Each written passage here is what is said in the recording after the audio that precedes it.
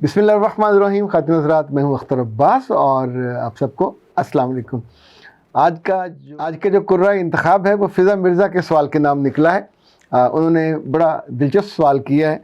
वो कहती हैं कि सर, इस रिश्ते में जब ख़ातून प्रेग्नेंट हो तो ऐसा क्या हो कि मर्द कहीं और मुंह मारने ना जाए और प्रेगनेंसी में अपनी बीवी को भी प्रॉपर टाइम दे। क्या उसका जी नहीं चाहता कि उसका मर्द उसके पास ज़्यादा वक्त दे और उसका ज़्यादा हाल हवाल पूछे? ख़ातिन हज़रात, सिर्फ प्रेगनेंसी नहीं, बच्चियों के डेज़ के दिनों में भी उनकी फीलिंग इसी तरह होती है। ये दोनों जो दौरानिया है ख़वातीन पे बहुत मुश्किल गुज़रता है। ख़ास तौर पे डेज़ के दिनों में बच्चियों को ज़्यादा पेन झेलनी पड़ती है। ये मर्दों को इसका तजुर्बा नहीं होता। इसी तौर पे जिस कदर जिस्म से ब्लीडिंग होती है और खून ज़ाया होता है, ये भी मर्दों का इसको कोई तजुर्बा नहीं होता। ये वो दिन है जिसमें अल्लाह ने उनको नमाज माफ़ कर दी हुई है। ये वो दिन है जब अल्लाह ने उनको रोज़े भी माफ़ कर दिए हुए। पर बाज़ घर ऐसे हैं जहाँ ख़वातीन अपने बेटों को और अपने मियाँ को एजुकेट नहीं करती। ऐसे घरों में इवन बेटियों को नमाज के मामले में झूठ बोलना पड़ता है और बाज़ दफ़ा बाप के लिए उठ के दूसरे कमरे में जाके पोज करना पड़ता है कि जैसे वो नमाज पढ़ रही हो। जो उनका बाप है इसी दुनिया का फ़र्द है और ये कोई इज़्ज़त गैरत का मसला नहीं है। एक अल्लाह की बनाई हुई पर्सनैलिटी का एक मेक है, उसको बताना चाहिए, क्यों नहीं बताना चाहिए। और इस वाले मामले में झूठी ज़िंदगी नहीं बसर करनी चाहिए। जब आप उसके सामने इवन नमाज रोज़े के मामले में आपको झूठ बोलना पड़े, माँ को भी और बच्चों को भी, आप सोचिए कि कितनी बड़ी नादानी और कितनी बड़ी हमाकत है। एक बात और याद रखिएगा, इन दिनों में औरत इबादत नहीं कर सकती जो आम तौर पे बाकी लोग करते हैं, लेकिन अल्लाह को याद भी कर सकती है। अगर हरम में गई हुई हो तो वहाँ वो तवाफ़ नहीं करेगी, लेकिन अल्लाह ने उसको इबादत से नहीं रोका। इवन अल्लाह के रसूल के साथ उनकी ज़ौजा हज्जतुल विदा के मौके पे हज़रत आयशा तशरीफ़ लेके गई थी। और अच्छा, अहादीस में जब इस तरह की चीज़ का ज़िक्र आता है तो ये एजुकेट करने के लिए आता है। इसी तौर पे एक हदीस में कि अल्लाह के रसूल सल्लल्लाहु अलैहि वसल्लम से पहले लोग इन दिनों में औरतों को ना सिर्फ नापाक जानते थे बल्कि उनके करीब भी नहीं लगते थे, उनको किसी चीज़ को हाथ नहीं लगाने देते थे, उन्हें तकरीबन शुदर बना देते थे। तो हज़रत आयशा ने बताया कि अल्लाह के रसूल उनके साथ लेटते थे, उनके ऊपर एक चादर डाल देते थे और उनके साथ जुड़ के लेट जाते थे। आप सोचिए कि उनको छूते भी थे, उनसे बात भी करते थे और उनको हेल्प आउट भी करते थे। इन दिनों में अगर बच्चियाँ, उनकी नई शादी हुई हो, आप अलग रहते हों, तो जो अच्छी पार्टनरशिप है या जो अच्छा एक साथ है वो ये है कि आपको खाने में थोड़ा ज़्यादा हेल्प आउट कर देना चाहिए, बर्तन उठाने में, कुछ काम करने में। यानी जब वो बेचारी बेबस होके गिर जाती है, उसके जिस्म से इतना सारा खून बह जाता है, तो कमज़ोरी एक जेन्युइन चीज़ है, तो उसको उसके खाने का ज़्यादा ख्याल करना चाहिए। उसको छोटे मोटे जो घर के काम काज हैं ज़्यादा बैठने ना दिया जाए। जहाँ जहाँ आपसे हो सके, ये मामला मोहब्बत का है, ये मामला किसी बेतुकी शर्म हया का नहीं है, ये मामला एक अपने पार्टनरशिप होने के एहसास दिलाने का है। इसी तौर पे प्रेगनेंसी के जो दिन हैं, इसमें कुछ चीज़ें अपने बेटों को ज़रूर बतानी चाहिए, अपने मियाँ को भी बतानी चाहिए। शुरू के दिनों में जब लड़की को वॉमिटिंग होने लगती है तो उसके बाद उसे खाने की हर चीज़ से स्मेल आती है और उसका दिल ऊबता है, तकरीबन उल्टी आने लगती है। अगर लड़की मजबूर है, यानी अपनी सास या घर वालों की बेवकूफ़ी की वजह से कि वो खाना ज़रूर बनाए, तो वो गरीब की बच्ची भूखी मर जाएगी, अपना पकाया हुआ खाना नहीं खा सकती। लोग उंगलियां चाटेंगे, खुश होंगे कि ये बहुत अच्छा बनाया, वो नहीं खा सकती। आप कहेंगे नखरे करती है, ये नखरा नहीं है, ये उसके जिस्म की ज़रूरत है। अल्लाह ने मेक ऐसी बनाई है कि अंदर जो तब्दीलियाँ आ रही हैं, उस तब्दीलियों की वजह से उसको वो स्मेल खाने की चढ़ती है। ऐसे में बेटे को, उसके मियाँ को हर सूरत में उसके खाने का अरेंज करना चाहिए बाहर से। और इसमें ना डरने की बात है, ना शर्म की बात है, ना कोई हया वाला मसला है। उसे नहीं खाया जा रहा तो उसे बाहर से खाना ला के दीजिए। अच्छा, अगर आप अकेले रहते हो, वो खाना आपके लिए बनाएगी, उससे नहीं वो भागेगी, काम भी करेगी, पर उसका खाना उसकी माँ के यहाँ से मंगवा लीजिए, अपनी माँ के यहाँ से मंगवा लीजिए, अपनी बहन के यहाँ से मंगवा लीजिए, या अपने किसी दोस्त की अहलिया से कहिए। एक बात याद रखिएगा, इन सारे ताल्लुकात और दोस्तियों का अचार नहीं डालना होता है।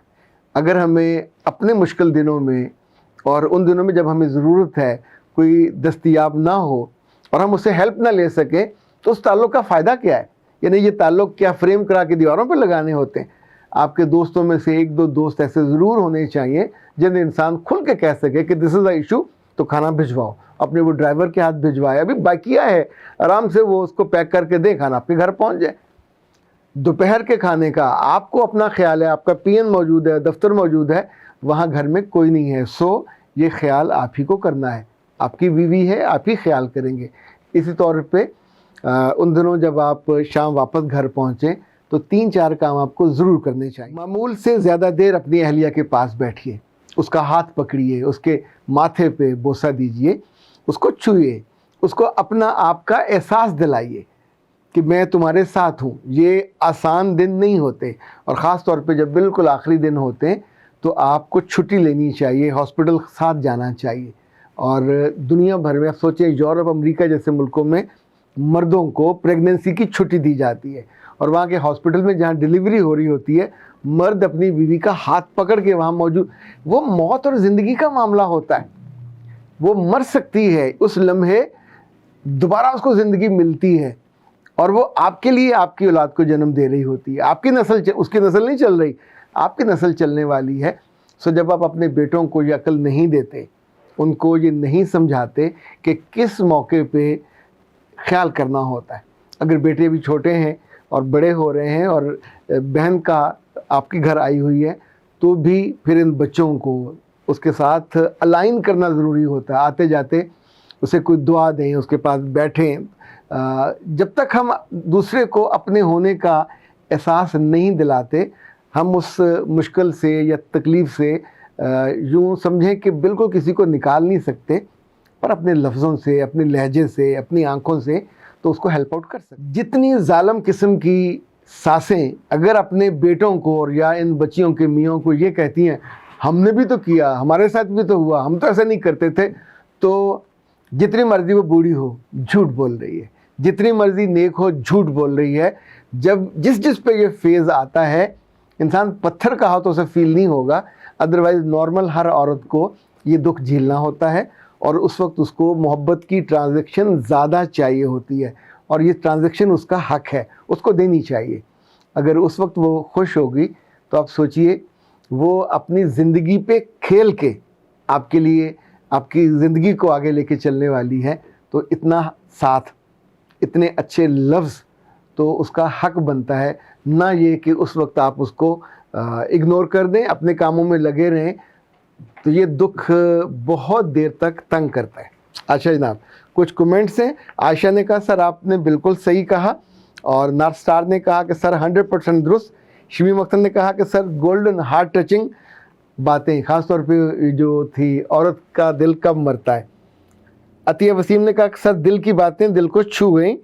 और अल्लाह प्योरीफाई ने कहा कि सर मैं स्ट्रेस में था और यू मेड माई डे। ये वो था कि जब मुश्किल आप पे आती है तो कैसे उसको झेलें।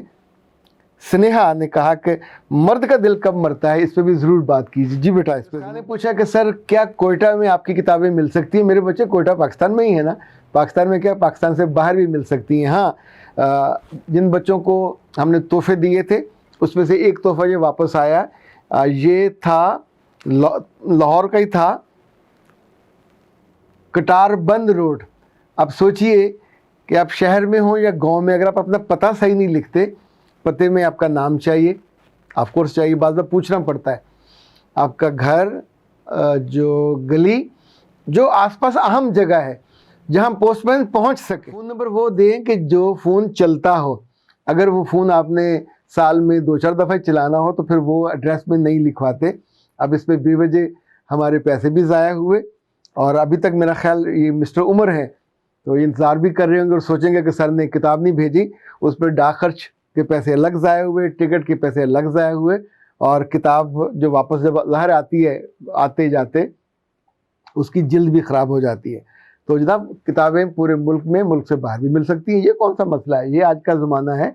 अब तो ताज़ा पंजीरियाँ और ताज़ा पिनियाँ मिल जाती है, तो फिर किताबें। अख्तर अब्बास को दीजिए इजाज़त। अस्सलाम वालेकुम।